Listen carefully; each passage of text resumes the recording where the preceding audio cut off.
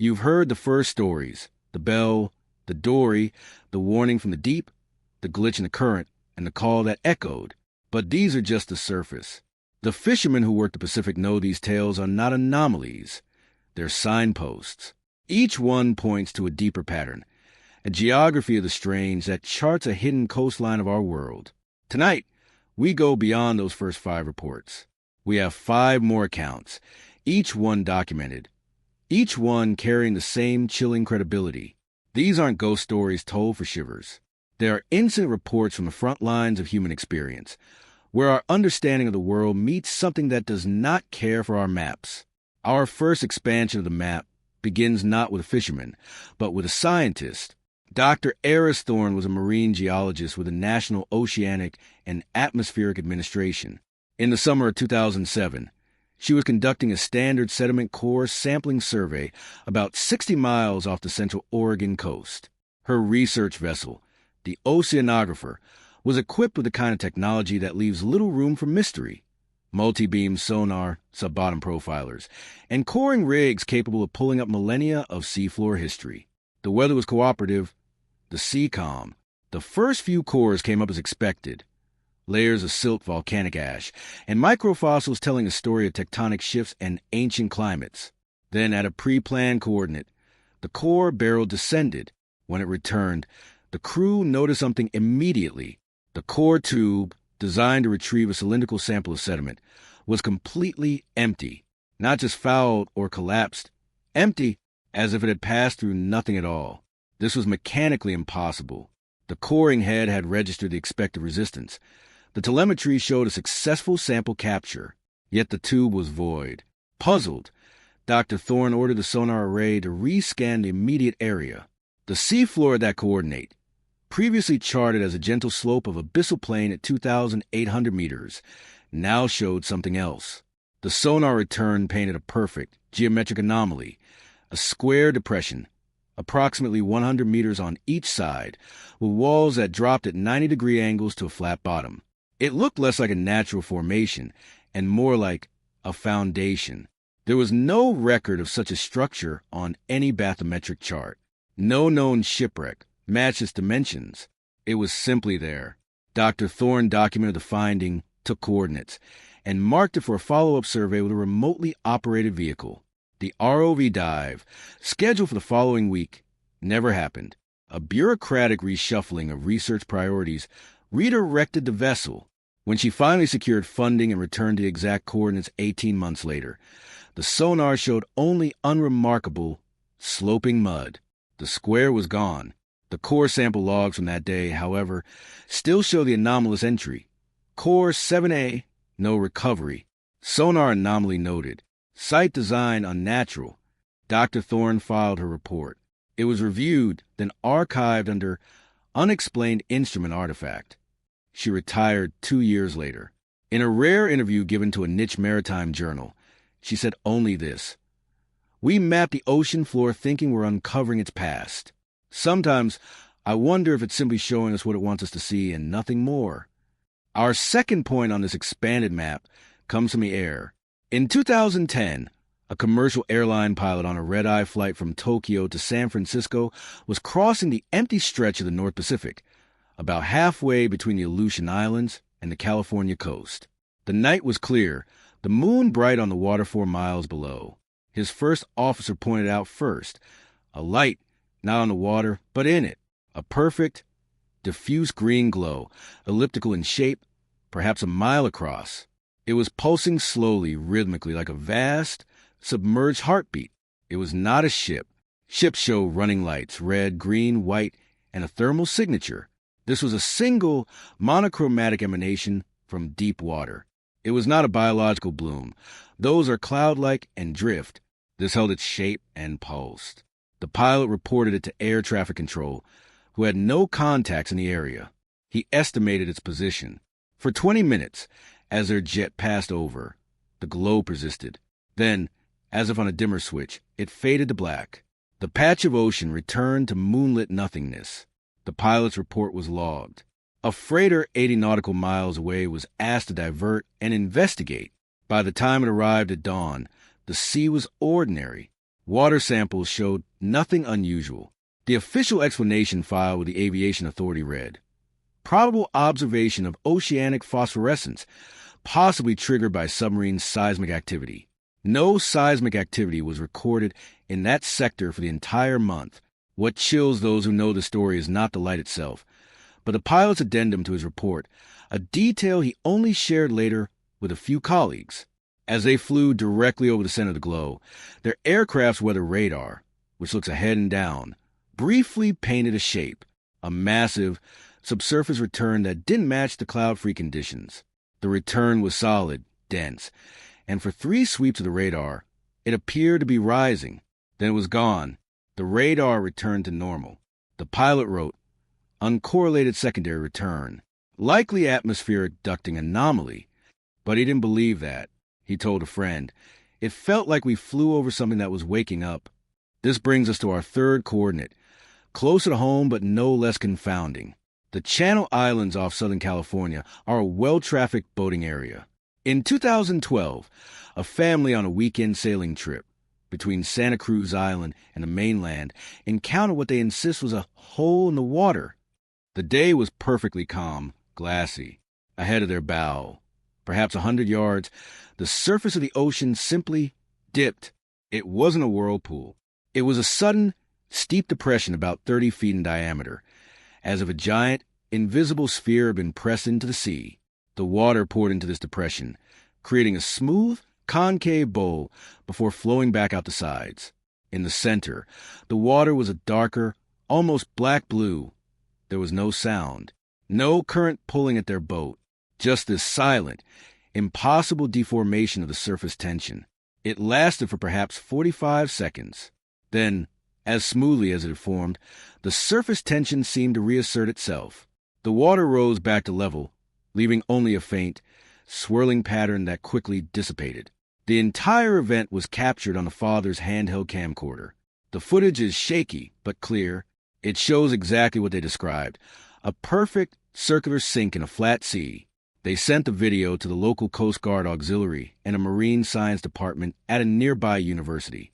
The university offered a tentative hypothesis, a rare, very localized seiche or standing wave phenomenon, perhaps caused by a submerged landslide. The Coast Guard had no explanation but filed no report, as no distress was involved. The video eventually made its way online, where it was dismissed as a clever hoax. But the family never wavered. The father, an engineer, said, "I know what I saw. The water didn't move like fluid. It moved like a membrane. Something pushed on it from the other side."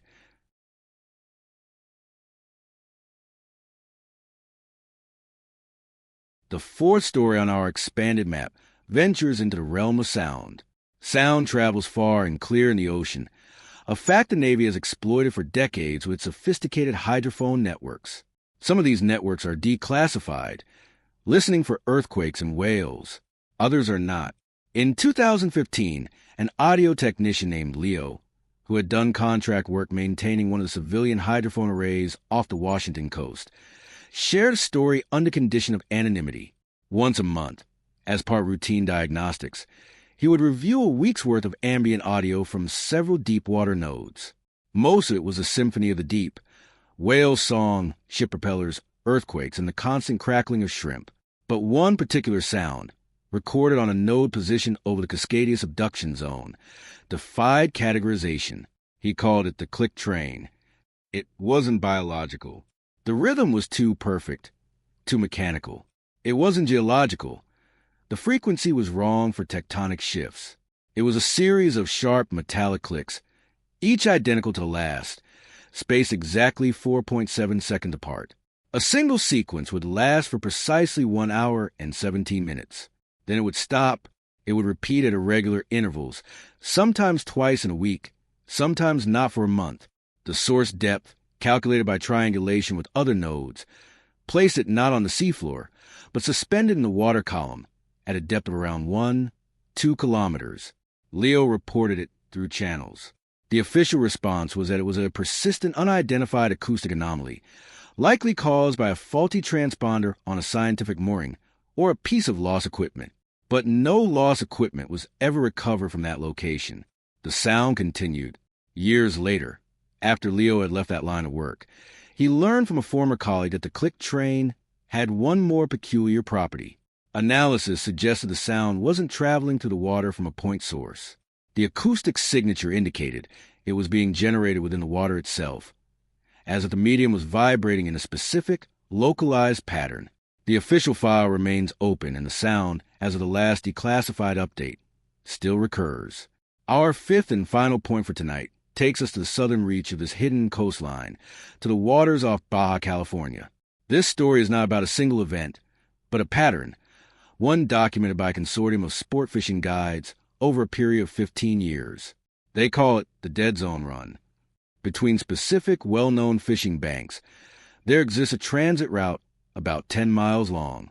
In this corridor, on random days, all marine life vanishes. Fish finders go blank. Birds leave the area. The water itself often takes on a flat, oily appearance, lacking the usual small surface ripples. Boats passing through report a sudden, profound silence. Radio transmissions become garbled with static. Compasses exhibit slight, but measurable deviation. The guides have learned to recognize the signs and simply power through it. The phenomenon lasts anywhere from 20 minutes to 2 hours. When you exit the far side, life returns abruptly. Birds, fish, and normal radio reception. What makes this more than a curious local legend is the consistency of the reports and the specific, mappable boundary of the zone. It doesn't drift. It's always the same stretch of ocean. Scientific attempts to study it have been inconclusive. One research buoy deployed in the zone recorded a brief, dramatic spike in water conductivity and a local distortion in the Earth's magnetic field during one dead period, before the buoy's instruments failed entirely. These 5 additional accounts, the missing core in the square, the pulsing deep-sea light, the hole in the water, the mechanical click train, and the dead zone, are not presented as proof of any one thing. They are more data points. They sketch the contours of a larger, more complex mystery than the initial 5 stories could alone. But to truly understand the weight of this, we must step back from the individual events and look at the map they collectively draw. When you plot the locations of all 10 incidents we've discussed, the original 5 and these new 5, a pattern begins to suggest itself. They do not appear randomly scattered. They align along what some researchers have cautiously termed the Pacific Anomaly Line, a rough north-south trending band that runs parallel to the coastline, but consistently 50 to 200 miles offshore. This is not the geologically active plate boundary. This is something else. It is a seam in reality where the rules seem to soften, where the ocean's veil between the known and the unknown wears thin. Why here? One speculative theory points to the sheer weight of deep time. The Pacific is the oldest ocean basin. Its abyssal plains hold sediments that tell stories hundreds of millions of years long. Some suggest that in such ancient places, the barrier between what was, and what might be is less substantial. Others look to the countless human histories lost with waves, the indigenous voyagers, the forgotten ships, the unsolved disappearances, and wonder if certain places become repositories for events so emotionally charged they leave a permanent impression on the fabric of location. The fishermen have a simpler, more pragmatic view. They don't speak of anomalies or theories. They speak of bad water or quiet places. They have passed down waypoints to avoid for generations, not because of charts, but because of stories. A waypoint where engines stall. A trench where nets come up torn by something with teeth that don't match any known species. A bank where, on moonless nights, you can sometimes see the outlines of sails that aren't there. This oral map, this navigational lore born of direct experience, correlates eerily well with the anomaly line. It suggests that long before sonar and hydrophones, humans were detecting these zones through more subtle means, a feeling of unease, the behavior of animals, the malfunction of simple tools. We are now at a crossroads of understanding. For centuries, these experiences were relegated to superstition, to the realm of sea monsters and ghost ships. Today, they leave digital fingerprints, empty core samples, anomalous sonar returns, corrupted audio files, and instrument failures. The evidence has changed form, but the mystery remains stubbornly present. The question is no longer, do these things happen? For those who have experienced them, that question is settled. The new, more unsettling question is, what is their nature? Are they glimpses of a parallel ecology we don't understand? Are they temporal echoes of past events, replaying like a stuck record in the fabric of space-time? Or are they something else entirely?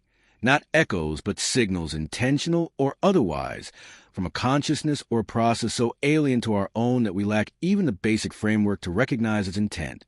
This line of inquiry leads us to the most controversial and compelling clustered data along the anomaly line, a series of interconnected events from the late 1990s that involved not just individual fishermen, but coordinated Coast Guard responses, military curiosity, and a cover-up so effective it was achieved not through secrecy, but through bureaucratic oblivion.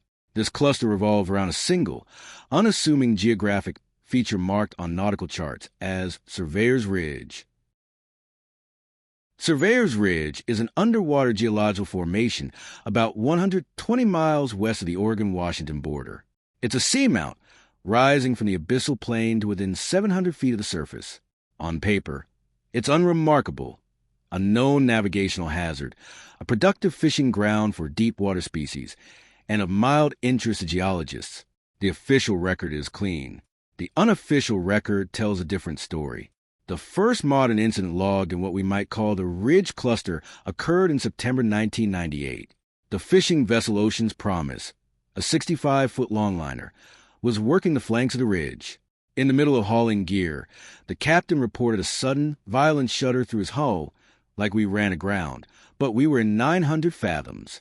Simultaneously, every electronic device on the bridge, radar, GPS, depth sounder, radios, went dark.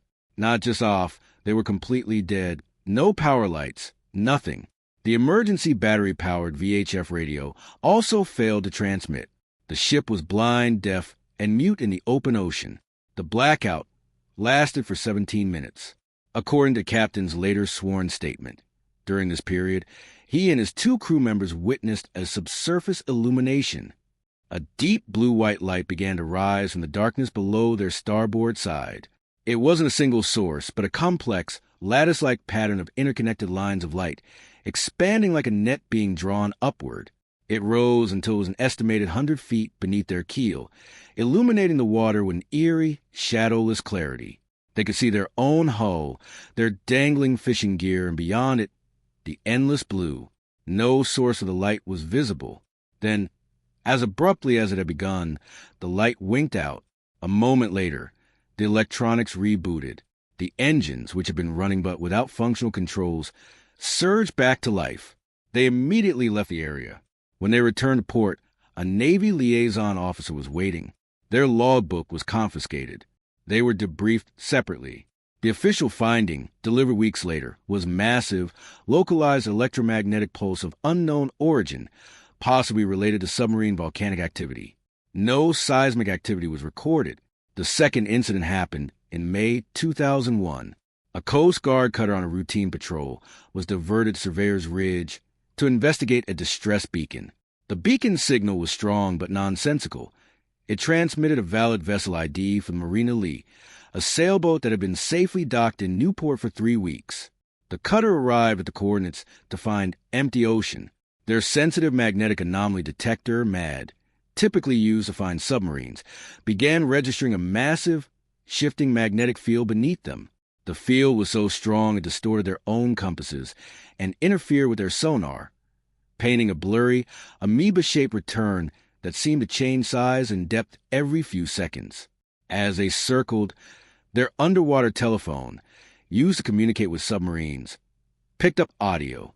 It was not a voice. It was a low-frequency harmonic hum, layered with what sounded like rapid metallic tapping. The recording, which was later analyzed, was found to contain patterns that some audio experts claimed had a mathematical, non-random structure, though no message was ever deciphered. After 2 hours, the magnetic anomaly faded. The sonar cleared, and the false distress beacon stopped transmitting. The cutter's report was classified, for official use only, and filed with recommendation for no further action due to probable equipment malfunction, compounded by anomalous atmospheric conditions. The third event is the most documented and the most chilling. In 2004, a deep-diving, remotely operated vehicle, ROV, owned by a University Oceanography department, was exploring the base of Surveyor's Ridge, mapping methane seeps. At a depth of 1,800 meters, the ROV's cameras captured something that should not have been there, a structure. It was not a shipwreck. It was angular geometric and made of a dull, non-reflective material. The portion visible above the sediment line suggested a large, rectangular block or platform, with what appeared to be regular, vertical striations or pillars along one side. There were no visible biological growths on it, no corals, no anemones. It was clean. The ROV pilot, a seasoned technician, stated on the operational comms, "What the hell is that? That's not geology." He attempted to maneuver closer for a laser scan. At that moment, the ROV experienced a complete systems failure. All telemetry, video, and control were lost. The vehicle's emergency buoyancy system failed to activate. The $4 million ROV was never recovered. The last few seconds of video feed showed the structure, then a blur of movement as if the ROV was being rapidly displaced, then static. The university's official report cited a catastrophic implosion of the vehicle's pressure housing, likely due to a previously undetected flaw. The video data was said to be corrupted. However, a low-resolution backup feed, automatically saved as separate onboard buffer, was later recovered during the insurance investigation. A single, grainy still frame from this backup, showing the angular structure, was leaked anonymously to an online forum for maritime researchers years later. It was widely dismissed as a hoax, but those familiar with the ROV specifications and the location know the image's metadata checks out. These three incidents, the Ocean's Promise blackout, the Coast Guard's magnetic anomaly, and the lost ROV, form the core of the Ridge cluster.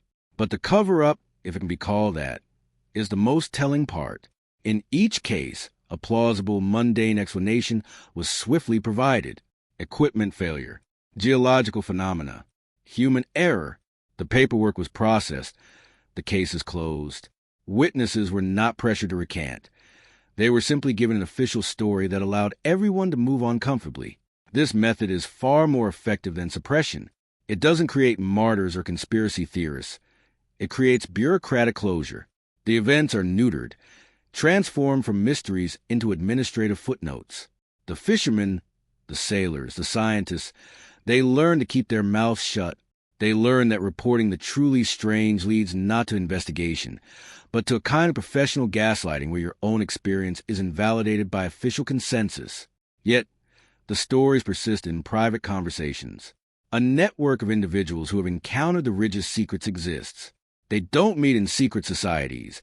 They exchange glances at harbor conferences, share a knowing nod over a radio channel when passing near certain coordinates. They have developed their own informal countercharting system. Waypoints are given slight, unofficial adjustments. Areas are labeled in formal codes. Glass water for zones of unnatural calm. Static bank for places where electronics act up.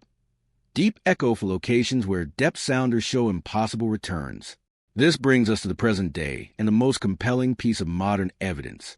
It comes not from a ship, but from the seafloor itself. A new generation of publicly accessible seafloor mapping data, compiled from decades of government and academic surveys, is available online.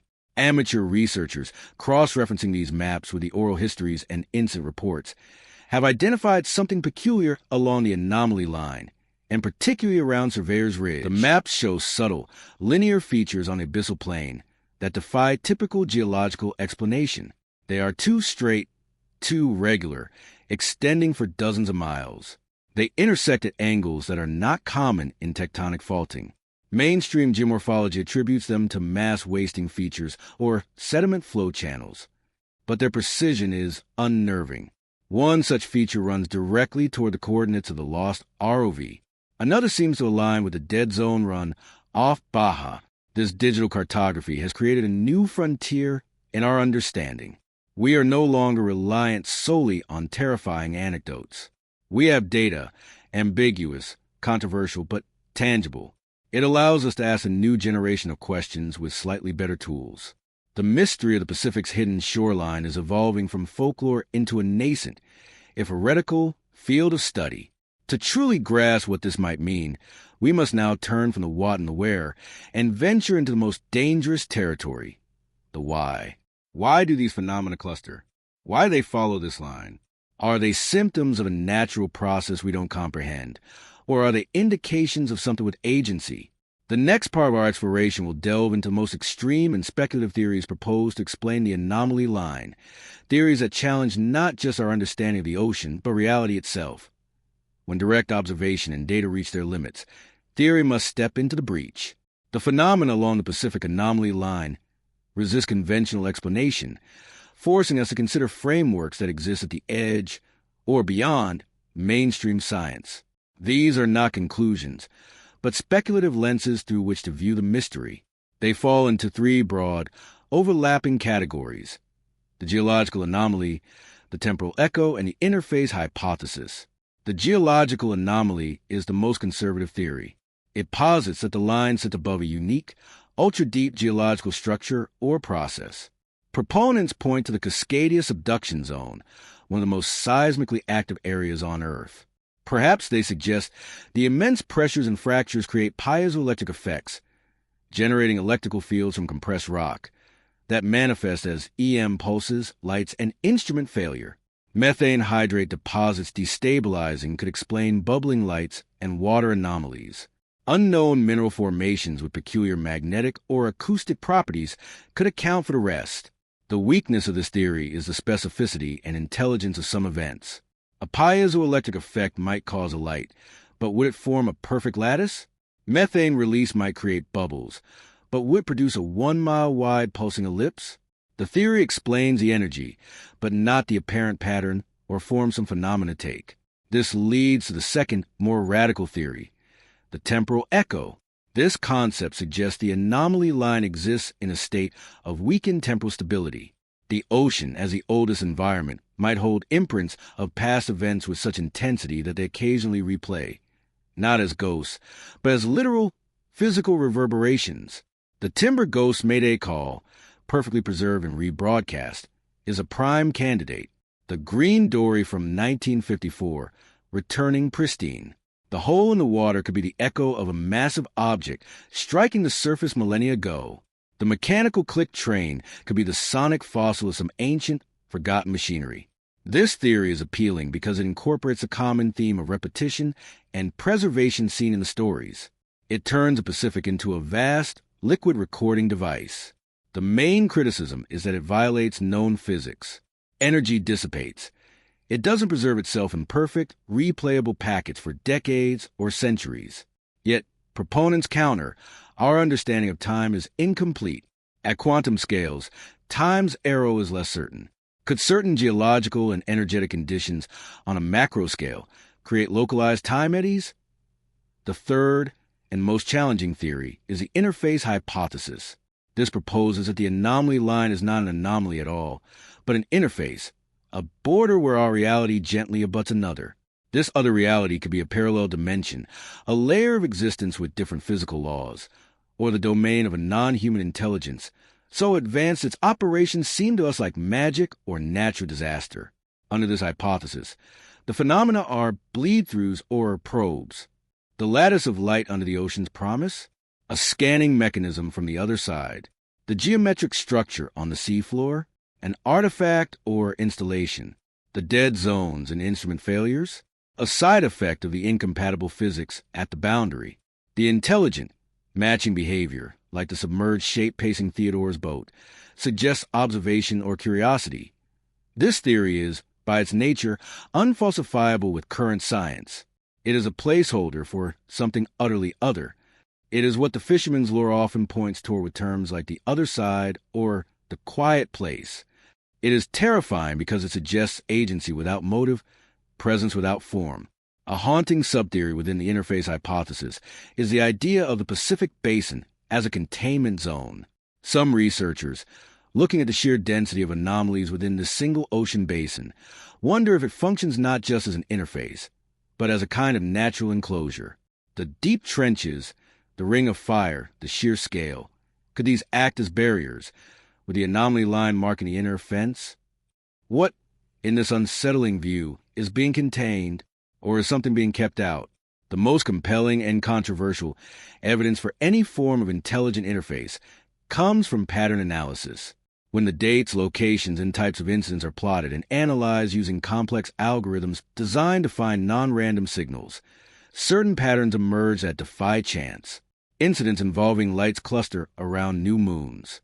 Acoustic anomalies show a loose correlation with periods of low solar activity. The most credible structure sightings all occur along the deepest sections of the line, over the abyssal plain, not the continental shelf. Most intriguing is an analysis of the quiet periods. The phenomenon is not constant. There are years with numerous reports, and years with almost none. Some researchers claim to have identified a rough, complex cycle with periods of activity lasting 3 to 5 years, followed by 7 to 10 years of relative quiet. If true, this cyclicity argues against purely random geological causes and suggests a process with its own rhythm or agenda. These theories are not mutually exclusive. A profound geological anomaly could create conditions that weaken temporal stability, which in turn might thin the barrier to other layers of reality. The Pacific may be doing all three simultaneously, grinding tectonic plates, echoing the past, and brushing against something else entirely. The speculative frontiers where science, philosophy, and fear converge. It forces us to confront the limits of our epistemology. Our tools are built to measure a world we assume is consistent and comprehensible. What do we do when they measure inconsistency? Do we dismiss the measurement as error and work on this hidden shoreline? Or do we question our assumptions? These academic debates are irrelevant. Their reality is empirical and practical. They have developed a working methodology, a kind of emergent, intuitive science. They pay attention to animal behavior. If the seabirds suddenly leave an area, they leave too. They watch the water's texture. An oily, flat calm and a light wind is a bad sign. They listen to their instruments, but they trust a sudden, primal feeling of dread in their gut more. They have learned that on the Pacific, the map is not the territory. The chart shows the safe water. Their experience tells them where the water is not safe, even when it looks perfectly normal. This hard one, experiential knowledge, is the true legacy of the anomaly line. It is a testament to human adaptability in the face of the unknown. It proves that we can navigate mysteries we cannot solve, coexist with questions we cannot answer. The final part of our journey will examine this human element, the psychological toll, the community of witnesses, and what the persistence of this mystery reveals about us. The creatures trying to chart the unchartable. The human cost of the anomaly line is not measured in ships lost, though there have been disappearances attributed to it, but in the quiet, personal reckonings of those who have brushed against its mystery. To witness something that defies the agreed-upon rules of reality is a profoundly isolating experience. It creates a before and after in a person's life. Fishermen like Jonas, who heard the bell, often speak of a lasting, low-grade anxiety that never fully dissipates. The world becomes slightly less solid, less trustworthy. They don't fear the ocean's known dangers. They've always respected those. They now fear a different category of event, the one that comes without warning, obeys no law, and offers no comprehensible threat model. How do you prepare for a hole in the water? What life jacket protects you from a glitch in time? The psychological impact has a name among the few psychologists who have studied such accounts. Anomalous experience stress. It shares symptoms with PTSD, hypervigilance, nightmares, avoidance, but its trigger is not violence or tragedy in the normal sense. It's a confrontation with the inexplicable that shakes the foundations of a person's worldview. The most common coping mechanism is silence. Many choose never to speak of their experience outside a trusted few, knowing it will lead to ridicule, professional doubt, or worse, a patronizing diagnosis. Yet, this silence has forged a unique, decentralized community. It exists in nods across a crowded dock, in the specific phrasing of a radio check when passing a certain latitude, all quiet on line, in the shared understanding when someone sells their boat and moves inland after a season of fishing a particular bank. There is no official membership, no newsletter. It is a fraternity of the unsettled, bound by the shared knowledge that the map is incomplete. Within this community, a fascinating process of informal science occurs. Details are compared with obsessive precision. Was the light you saw pulsating or steady? Did the static on the radio have a rhythmic pattern? Did the compass spin, or simply point wrong. These comparisons are an attempt to find order, to build a collective data set that might reveal a pattern their individual experiences cannot. They are creating a folk taxonomy of the strange. This has led to preservation of knowledge that would otherwise be lost. Old fishermen passed down not just coordinates to avoid, but specific sensory details. The water there smells like ozone before the electronics fail. Or, the gulls will circle but not land for an hour beforehand. This is phenomenological data, ignored by instruments but critical to human survival. It represents centuries of accumulated observation, a slow-motion study of the anomaly line conducted by its most frequent visitors, the official world, the Coast Guard, academia. The government occupies an awkward position in relation to this knowledge. Its mandate is safety and understanding, but its tools and frameworks are ill-equipped for the line's phenomena. The result is a persistent gap. Official reports sanitize events into categories that fit existing boxes: equipment failure, atmospheric phenomenon, mass hallucination. This isn't necessarily a conspiracy. It's a bureaucracy functioning as designed, applying known protocols to unknown events. The effect, however, is to widen the trust gap between those who experience and those who explain. This gap has a practical consequence: safety. If a fisherman reports a genuine, anomalous hazard, a zone of sudden, powerful magnetic interference, for instance, and it is logged as instrument error, that hazard is not marked on the next edition of the nautical chart. The official record becomes less accurate than the oral one, creating a hidden landscape of risk. What is the persistence of this mystery and the human response to it? Tell us about ourselves. First, it demonstrates the limits of our empiricism. We pride ourselves on being a data-driven species, but we are also meaning-making creatures. When data points to something that shatters our models, we often choose to protect the model and discard the data point, or force it into a flawed category. The witnesses of the anomaly line are living proof of this cognitive dissonance. Second, it reveals a profound human adaptability. Faced with a permanent, localizable mystery, humans don't just flee. They adapt. They develop new navigation methods, new communication codes, new ways of reading the environment. They integrate the unknown into their daily practice. This is perhaps the most significant lesson. We can live with mystery. We can operate in its shadow. We don't need to solve it to navigate it. Finally, the anomaly line holds up a mirror to our relationship with the natural world. We have spent centuries conquering, mapping, and exploiting the planet, believing its secrets would eventually yield to our technology. The Pacific, the oldest and deepest of our oceans, quietly rebuts this arrogance. It suggests there are frontiers that may not be conquerable, only acknowledged. There are places where the world remains wild in a way that has nothing to do with wilderness, and everything to do with the fundamental laws that govern it, or fail to govern it. So, where does this leave us? With 10 stories, a hidden map, speculative theories, and a community of the quietly knowing. The Pacific Anomaly Line is not a problem to be solved in a documentary or a research paper. It is a condition of that place, a permanent feature of our world that whispers a simple, unsettling truth. There's more here than you have accounted for. So, where does this leave us? With 10 stories, a hidden map, speculative theories, and a community of the quietly knowing. The Pacific Anomaly Line is not a problem to be solved in a documentary or a research paper. It is a condition of that place, a permanent feature of our world that whispers a simple, unsettling truth. There's more here than you have accounted for. Know your charts. Trust your instruments. But always leave room on your map for the places the charts don't show. Watch the water. Watch the sky. Watch the silence between the radio cracks. And know that sometimes the most important thing you can know is what you don't know. The Pacific's greatest lesson may be that the edge of our understanding is not a wall, but a shoreline, and that just beyond it, something else entirely awaits, not as a threat, but as a permanent, humming question in the dark.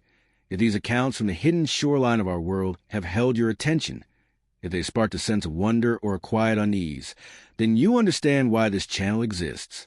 Winds of Thought is dedicated to exploring the edges of our understanding, those places where maps end, where data phrase, and where human experience whispers of something more.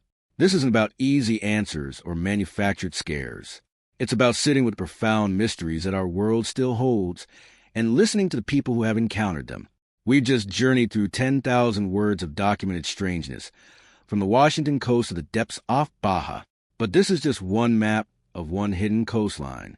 There are others, unexplained echoes in deep forests, anomalies in vast deserts, patterns in the sky that defy explanation. These are the winds of thought, the currents of mystery that flow through our reality, waiting for those willing to look past the familiar. Your engagement is what allows this exploration to continue. The like button is more than a metric. It's a signal. It tells the platform's algorithm that content of substance that asks deep questions and respects your intelligence has value. It helps push these stories beyond the echo chamber of the already convinced and into the feeds of other curious minds. Please, if this journey resonated with you, tap that like button now. But the conversation cannot end here. The most important insights often come from you, the community. So I am asking you directly, and I will pin this question to the top of the comments. Based on everything you've heard tonight, the 10 stories, the theories, the human cost, what do you believe is the most plausible explanation for the Pacific Anomaly Line? Do you lean toward the radical geology, the temporal echo, or the interface hypothesis? Or do you have a theory of your own? Your perspective is a vital piece of this puzzle.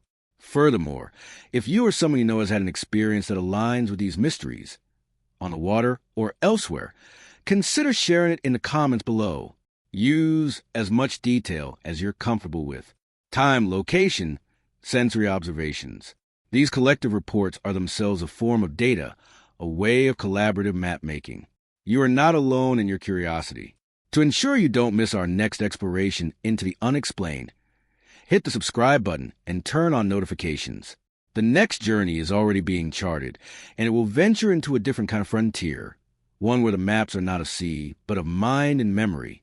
Finally, if you want to support this channel in a more direct way, consider checking out the links in the description. Your support fuels deeper research, better production, and the ability to bring even more compelling, meticulously sourced accounts to you. We stand as a community of the curious, on the shore of the known, looking out at a vast and whispering unknown. We may never cross that final horizon to definitive answers, but the act of looking, of questioning, of sharing what we see, that changes us. It deepens our world. Thank you for lending your time, your attention, and your thought to this exploration. This is Winds of Thought. Stay curious.